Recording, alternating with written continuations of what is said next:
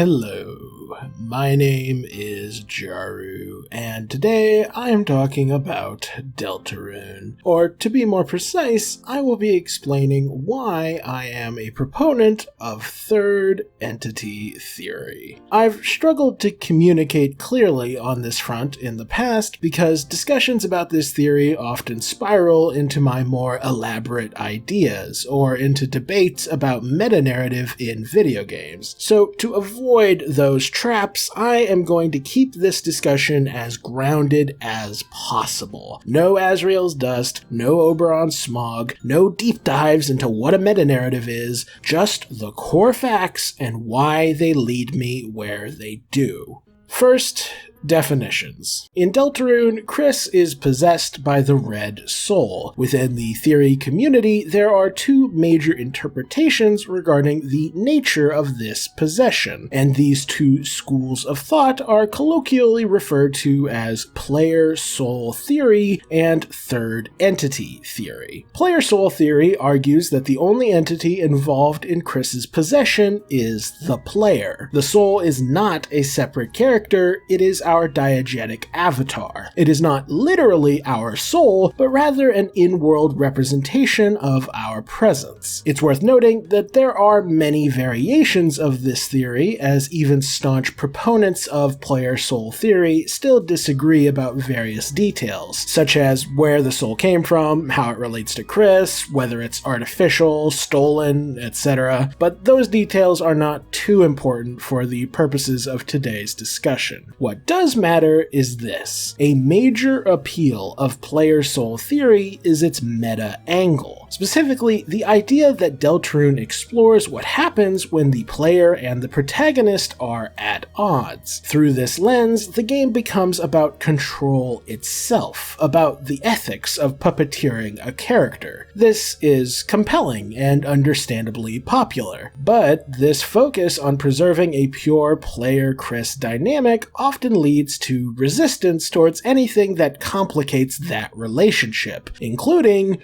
third entity theory. Third entity theory proposes that there is another entity inside the soul separate from both the player and Kris, hence the name third entity. Once again, there are many variants of this theory, but the version I support argues that the player does not control Kris directly. We instead control this mysterious entity within the soul who, in turn, controls Kris. The specifics of that entity are open to interpretation, but the key distinction of third entity theory is that the soul is not viewed as a simple representation of the player. So, this is the gist of player soul theory and third entity theory. I do need to emphasize that I am simplifying these theories for the sake of making this explanation brief. In reality, the theory crafting community is quite diverse, and we all have our own interpretations of how these theories are implemented. This one-sentence definition is a general overview, and is not representative of every single variation of these theories. With that groundwork laid, I am ready to explain why I favor third entity theory and showcase the evidence that led me to this conclusion. I'll be dividing this evidence into three categories: direct textual evidence, narrative structure, and authorial patterns. Let's start with the strongest category, direct textual evidence. A major reason I adopted third entity theory is the extensive evidence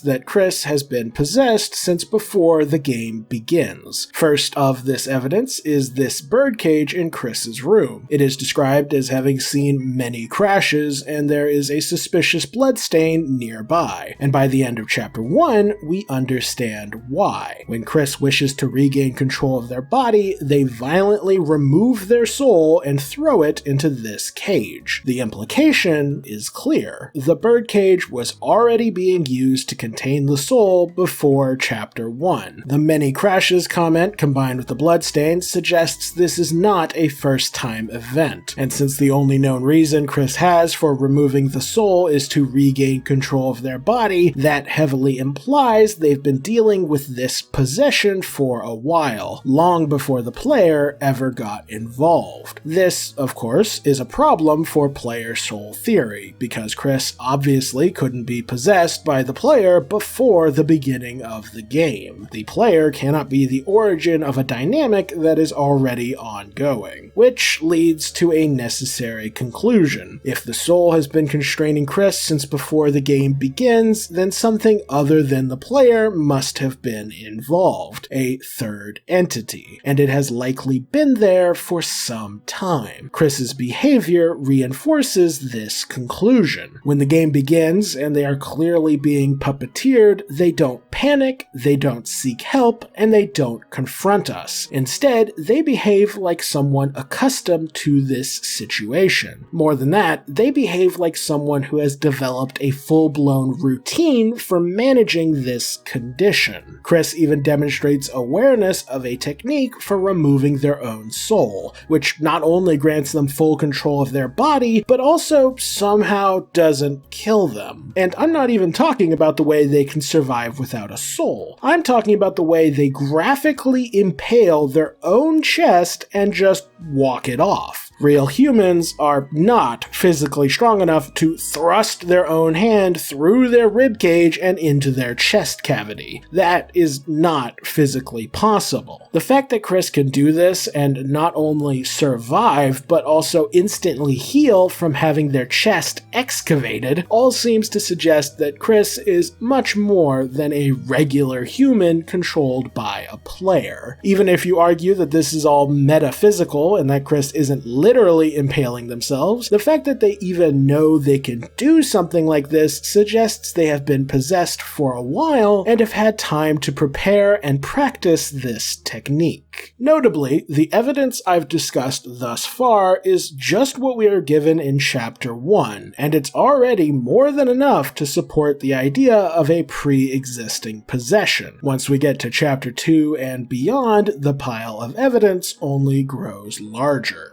During the weird route, when Kris speaks to Noelle without the soul, she says it's the first time she's heard Kris's real voice in a long time. This seems to be referring to how Kris's voice, when they are possessed, sounds like it's coming from a speaker. Noelle saying that she hasn't heard this original voice in a long time, despite the player only being present for the previous 2 days, implies the possession predates our involvement. Dialogue from Susie backs this up. Susie describes Kris's weird speaker voice as being their normal voice, implying that Susie has only known Kris since after they became possessed. But we know from Noelle's blog that Kris and Susie interacted before the game began, including a pivotal confrontation where Kris said something to Susie that was so impactful that it sent her running away. Furthermore, Noelle mentions that this is just the latest in a series of interactions between Susie and Kris, with her bullying them for some time. That means Kris may very well have spoken to Susie several times in previous encounters, and if Kris has only just now become possessed by the player, then Susie should remember a different voice.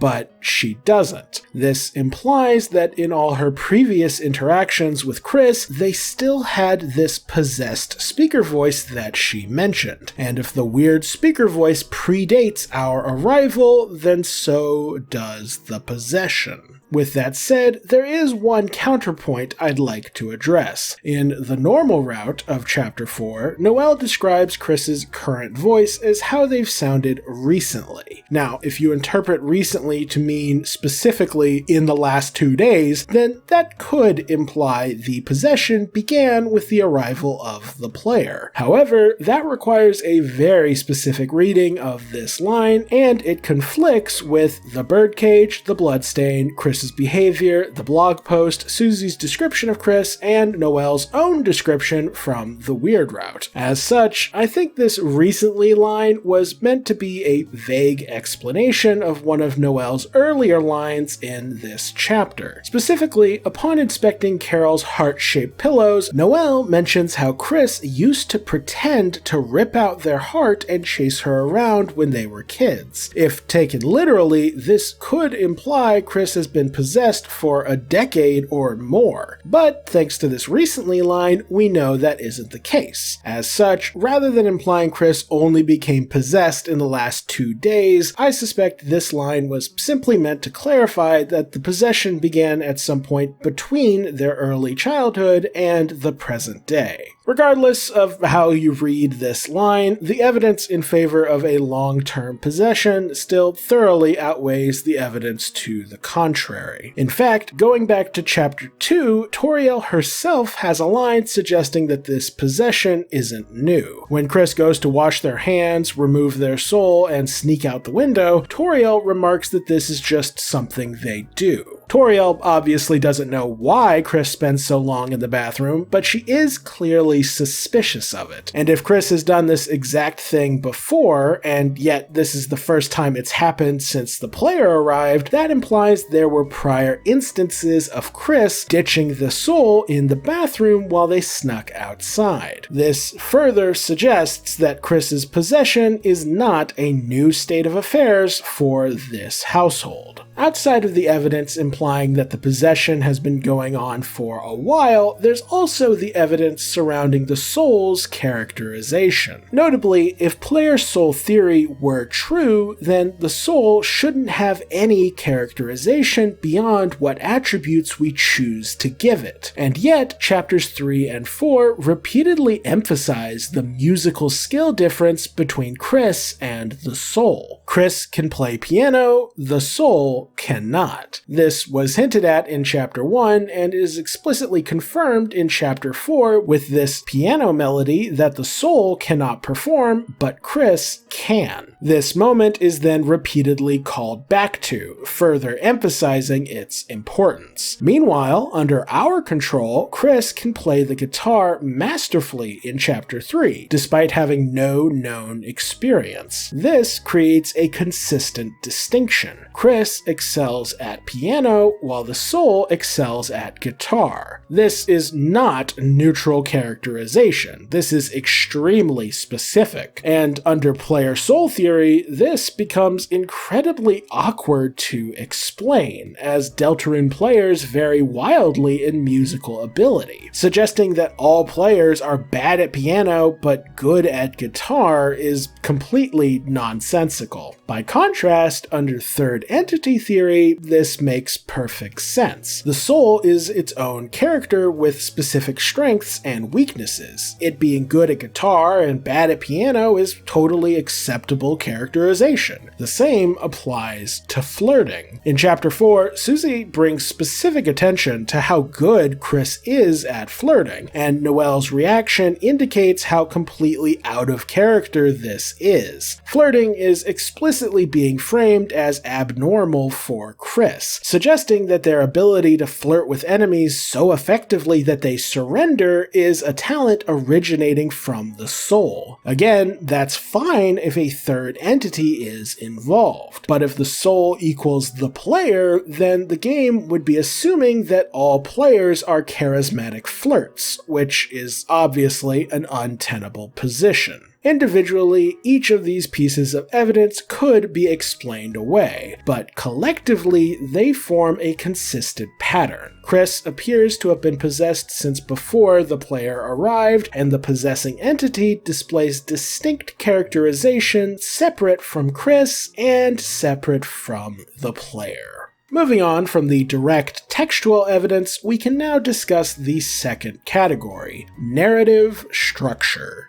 Player soul theory often claims that the central conflict of Deltarune, or at least one of the central conflicts, is that of the player versus the protagonist. This is seen as a fascinating exploration of the way we engage with player characters in video games. However, this raises an important question. Does this interpretation gel with Deltarune's core theme? And in order to answer that question, we must first define what Deltarune's core theme even is. In other words, what is Deltarune actually about? This is, of course, open to interpretation, but to me, the clearest through line across everything we've seen so far is the theme of constrained freedom. I believe that Deltarune wishes to explore what happens when freedom is restricted, shared, or weaponized, and what kinds of philosophies, worldviews, and emotions emerge under those conditions. And if Deltarune is fundamentally about constrained freedom, then the nature of Kris and the soul's relationship is very important. Player soul theorists interpret the game as being primarily about the player controlling Kris. In that model, Kris is a victim, and the player is an external, godlike force imposing their will. Now, to be fair, that interpretation does explore a form of constrained freedom, but it is specifically exploring oppression, aka one-sided domination. And I don't think that is the thematic lane that the game is primarily operating in, because Deltarune doesn't just explore control, it explores systems of control. It explores how people behave when they're trapped inside constraints that they didn't choose. Here are some examples.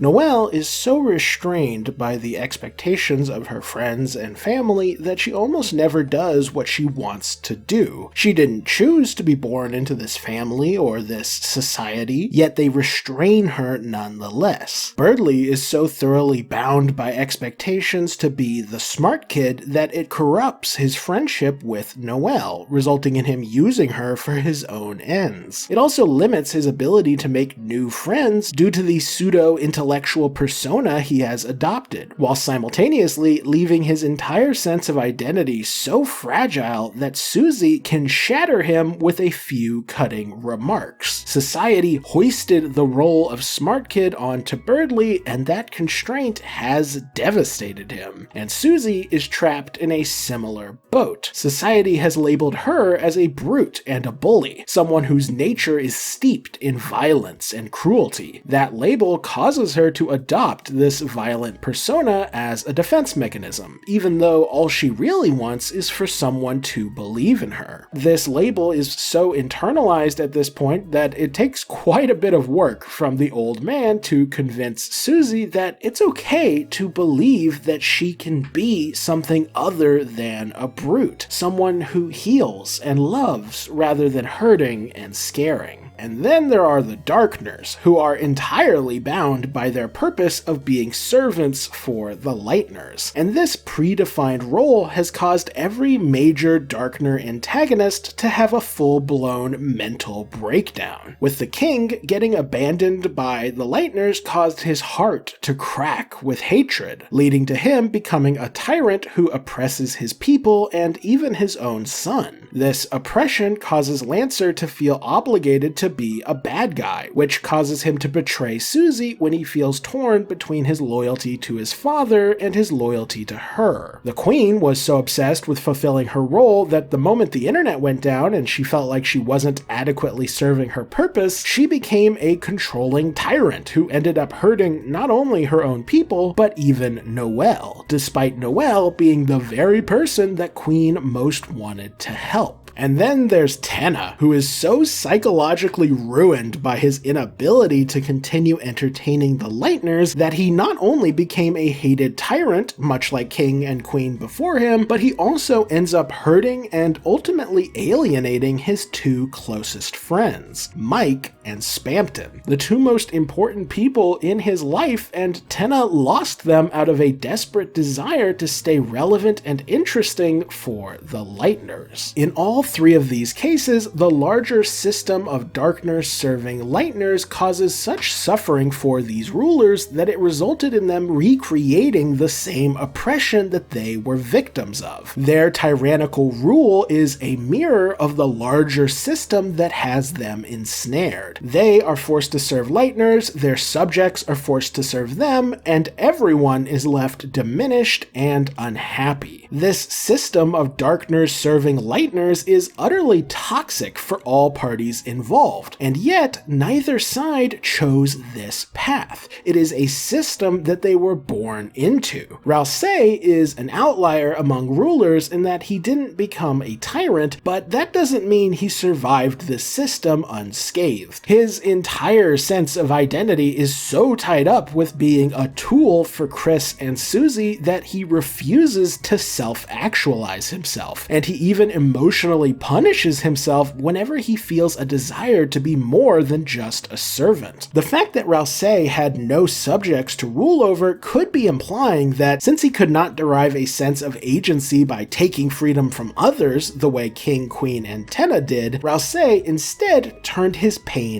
inwards, causing him to oppress himself rather than oppressing others. Which then brings us to the system that embodies constrained freedom more than anything else in this entire game: the prophecy. An unbending, unchanging set of words that dictates your role long before you are even born. It can't be argued with, it can't be reasoned with, it is a force of nature. It is a system that has constrained literally everyone, and not only has this completely warped and damaged the way Rouse interacts with the world and with his friends, but it is also likely what's responsible for driving Jevil and Spamton insane. Even if it wasn't specifically the prophecy that did this, something made them feel like their freedom had been compromised, and the results are clear. Jevil saw his freedom was constrained and decided that true freedom came from nihilism. You don't care that you are a slave if you don't care about anything. He still wants some entertainment, however, so he torments those who encounter him, perpetuating the cycle of violence and oppression. Spamton similarly saw that his freedom was constrained and obsessed over acquiring enough power that he could transcend his destiny. Much like Jevil, this made him violently unhinged, causing him to bring suffering to everyone he encounters. And notably, with both Jevil and Spamton, the consequences of constrained freedom were quite dire. Jevil was imprisoned and lost his only real friend, while Spamton lost everything and ultimately betrayed the one person in the world who understood what he was going through. Over and over again, Deltarune explores what happens when people are denied freedom by the systems imposed upon them. It isn't merely about domination or oppression. Yes, there are tyrants, but those rulers are framed less as the root problem and more as symptoms of a deeper structure, a world where darkners are bound to serve lightners. These rulers are corrupted not by the fact that they have power, but by their desperation to reclaim agency within a system designed to take agency away. That framing suggests the game isn't primarily interested in powerful individuals oppressing the vulnerable. Instead, it examines how people who are themselves constrained turn on one another, seeking control when they feel trapped by larger systems they cannot escape. Even the angel, the most powerful being in this setting, is constrained by the prophecy. They will be banished. That outcome is fixed. And by showing that even the highest authority, the god of this world, is still bound, the story makes it clear that the buck doesn't stop with whoever holds the most power. It stops with the system itself. In other words, this isn't a story about which constrained individual is stronger. It's a story about the cage that entraps them all. Which brings us back to Kris and the soul. This possession is not framed as a god puppeteering a helpless human.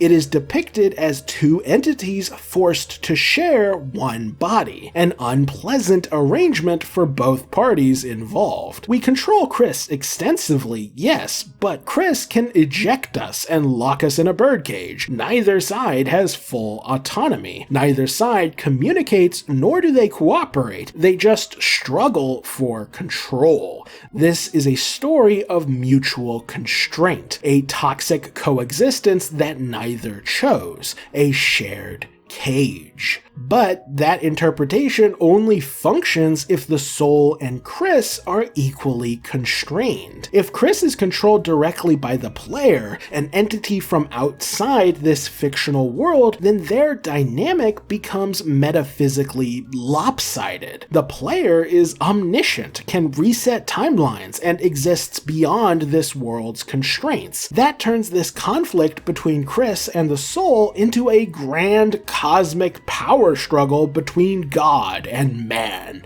which doesn't exactly reflect the grounded, character-driven exploration of constrained freedom that we see everywhere else in Deltarune. Under this player-soul model, the system constraining Kris is exclusive to them. The player is only constrained insofar as we choose to be, which undermines the idea of a system that stands above everyone. Even the rules created by Toby Fox when coding this game are not hard limits, as we could choose to rewrite this world into something more appealing if we so desired. We could even choose to not interact with this world at all, which bucks all of Toby Fox's rules entirely. However, if the soul is its own character, trapped, limited, and unhappy in this relationship, then this dynamic mirrors every other relationship in the game. Two beings with partial agency, constrained by circumstance, and coping poorly by asserting control over one another. In short, if the soul is merely the player, then this exploration of oppressive systems weakens because the player is not meaningfully constrained. But if the soul is a third entity, subject to the same larger structures as Kris, then their conflict becomes thematically consistent with the rest of Deltarune. And those are just the thematic reasons for believing in third entity theory. Once we talk about the actual structure of the narrative, it leans even further away from player soul theory. The idea of a game about the player and the protagonist being at odds with one another is undeniably fascinating. I really think that such a game would be super cool and would offer a fresh perspective on our relationship with video games. However, despite how cool it would be, Deltarune's narrative structure does not lend itself to a story about such a dynamic. You see, in the majority of fiction, if a story is primarily about a relationship, then that relationship is usually dramatized. It is framed as the central focus. It is foregrounded. And in order to make the audience feel invested, that relationship is given texture, reciprocity, and escalation. The audience is allowed to see friction from both sides of the dynamic as we watch their story and relationship unfold, which raises the question, is that how Deltarune handles the relationship between Kris and the soul?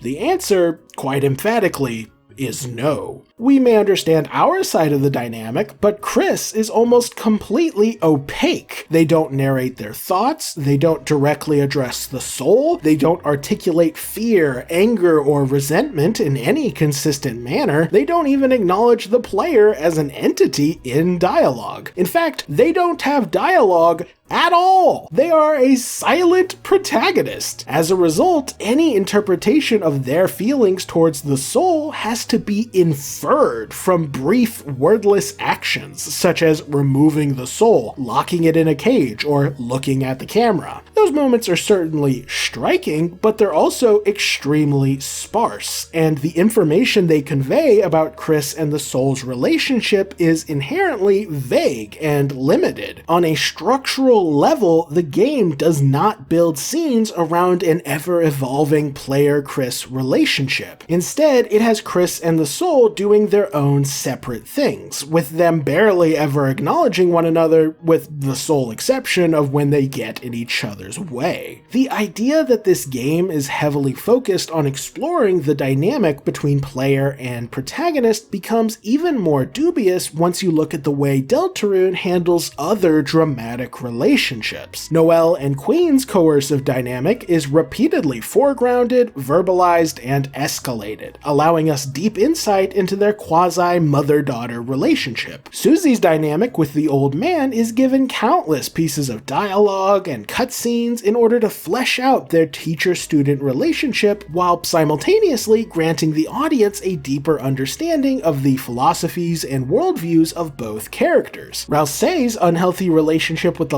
Lightners and the way it results in him refusing to self-actualize himself is the central backbone of his character and the core source of conflict between him and Susie. And once again, we know this because we are given cutscene after cutscene after cutscene fleshing out their relationship with each other and with their circumstances, all while using explicit thematic language to add depth and clarity to their story. The point I'm trying to make is that when Deltarune wants to foreground a dynamic, it does so clearly, repeatedly, and explicitly in order to ensure that the audience grasps the nature of the dynamic and how that relationship is evolving. By contrast, the Kris-Soul relationship is structurally backgrounded. It is most notable for how little attention it gets. It appears in punctuated moments for dramatic effect, but at no point is the relationship between the Soul and Kris ever the central narrative focus. If the core thesis of the game were primarily about player versus protagonist and about exploring that relationship in depth, you would expect more reciprocal acknowledgement, more explicit discussion of their differences, more framing that centers their opposing goals and the tension that results, and most importantly of all, you would expect some degree of interior access to Kris's perspective. But instead, the narrative consistently redirects our attention outwards, towards systems, towards prophecy, towards other characters and their struggles with constraint. The Kris versus Soul dynamic feels less like the main dramatic engine and more like a structural device that primarily exists to allow us to view everyone else's stories, something that reinforces the broader theme without ever being fleshed out itself.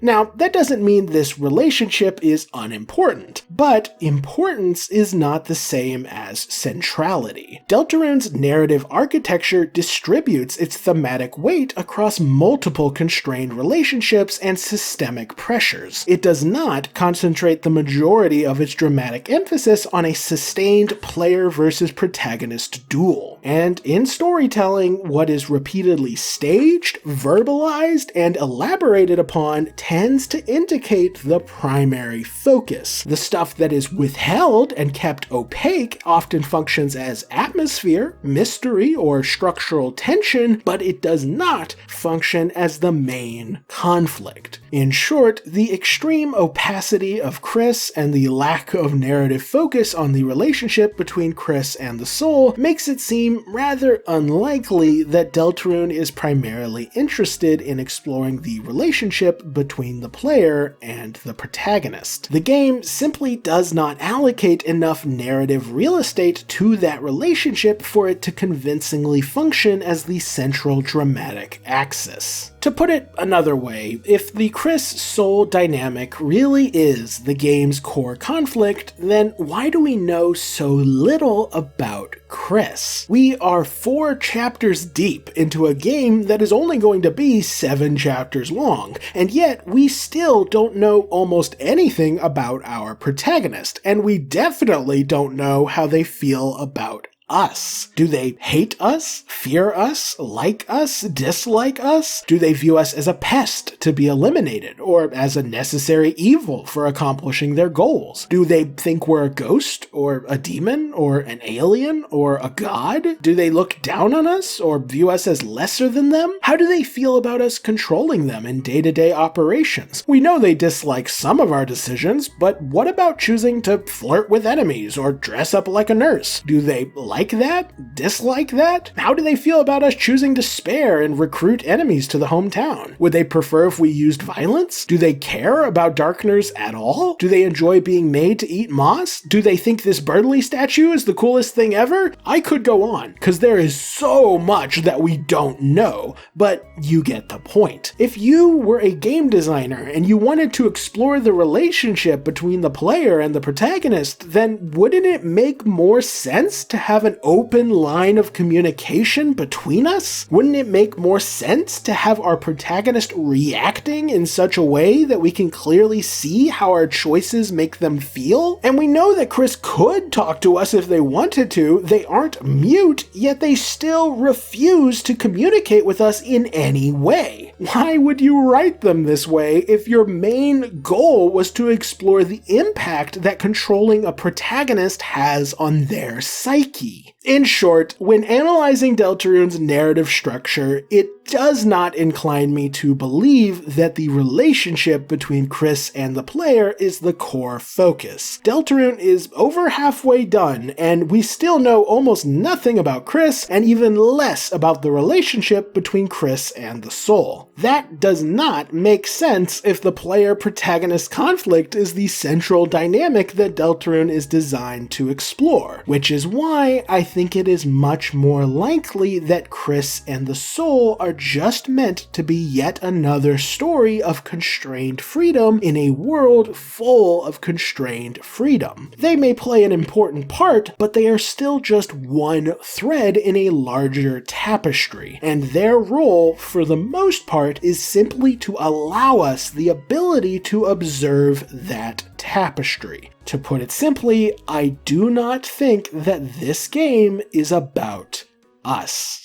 With all that said, we can now discuss the third and final category of evidence that leads me to believe in third entity theory: authorial patterns. Or I guess it would be more accurate to say authorial pattern singular, as there's really only one pattern that I wish to discuss. To put it simply, player soul theory depends on the soul functioning as a player stand-in. It is not its own entity or character, and is instead meant to be nothing more than our representative in this world. However, Toby Fox has demonstrated a consistent pattern of subverting the concept of player stand-ins. Throughout both Undertale and Deltarune, every time a character or entity was framed as being nothing more than our avatar in the game world, it was later revealed that they were actually their own people. This pattern began with the fallen human, aka Kara. At the start of Undertale, we are shown a flashback of Kara falling into the underground, after which we are prompted to give them a name. That name then appears in our stat menu and in our save files, suggesting that this fallen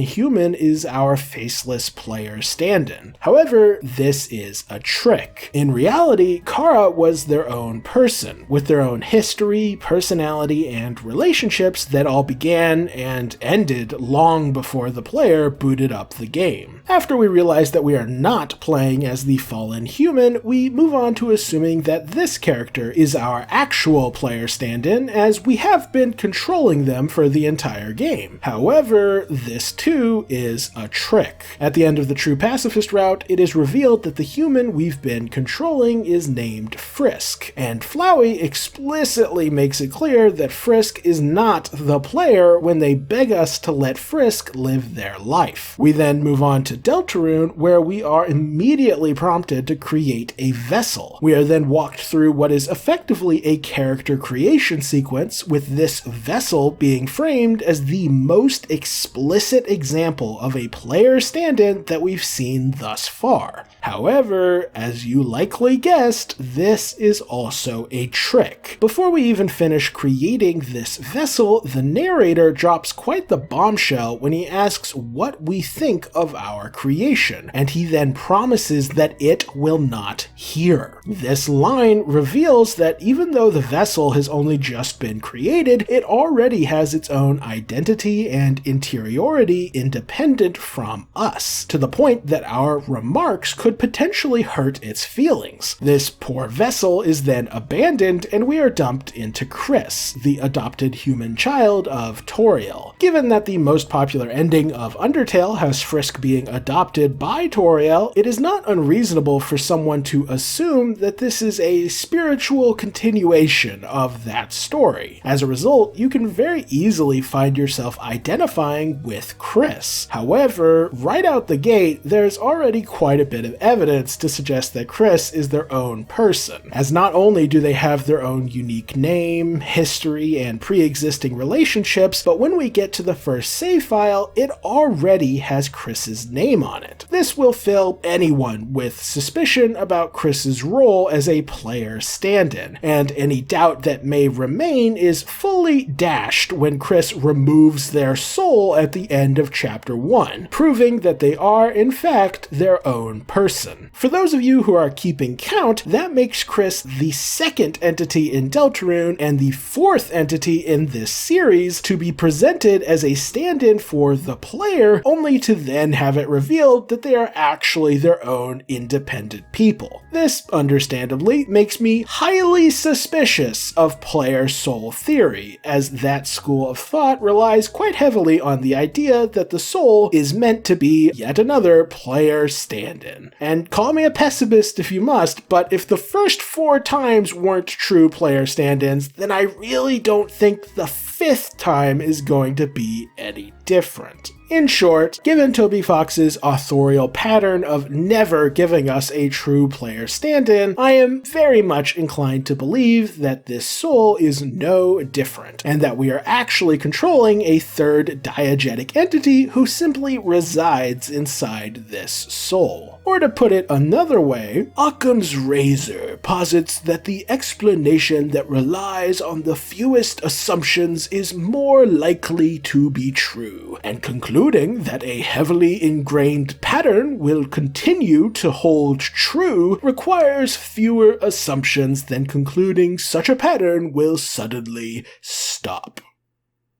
And those are the reasons I am a proponent of third entity theory. To summarize, we have textual evidence suggesting a pre-existing possession, we have characterization that distinguishes the soul from both Kris and the player, we have a core theme that is better serviced by Kris and the soul being equally constrained, we have a narrative structure that does not foreground a player-Kris relationship as the central focus, and we have a long-running authorial pattern of undermining the concept of player stand-ins. Of course, none of this proves beyond a shadow of a doubt that third entity theory is true, as the game ultimately isn't finished yet. But taken together, this evidence does form a coherent pattern, one that third entity theory explains cleanly and consistently, while the opposition, in my opinion, does not. That is why I think third entity theory has a higher probability of being correct.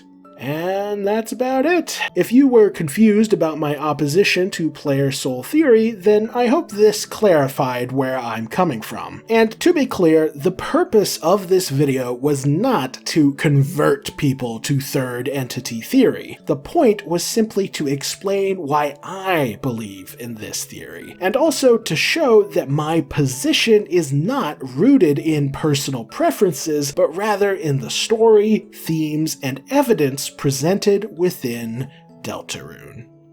With all that said, normally this would be the part of the video where I talk about how you can subscribe to my Patreon for as little as $1 a month, and that will get you access to my videos a week before they're released on YouTube. However, this particular topic, third entity theory, is a bit of a lightning rod right now, and so I think I'm actually going to keep this one on Patreon at least for a little bit longer. The reason I bring it up is to say, hey, if you subscribe for as little as $1, you can get access to a video that the folks on YouTube may not get to see for a whole month. Huzzah! But yeah, I hope y'all are all doing okay. It's a bit of a weird time out there in the real world, so I hope my content can help distract you from that, at least for a little while. And of course, I am incredibly grateful to all of my patrons for their continued support. Y'all really do help me during these difficult financial times, so thank you all very much. A special thanks goes to E-Roll, Ash the Fox, Limping Penguin, Tibby Fitzhugh, and Spampton PFP for supporting me on the Noel tier. An extra special shout out goes to Sans the Reaper for supporting me on the Ralsei tier. And a huge shout out goes to Spindrift and Lex.Ham for being the only big shots willing and able to support me on the Spampton tier. I am, as always, eternally grateful for all of your support, and I hope to continue making content you will enjoy. With all that said, I think it's time for us to say goodbye. Like if you enjoyed the video, comment if you have something to say, subscribe if you want to see more, and as always, have a fantastic day.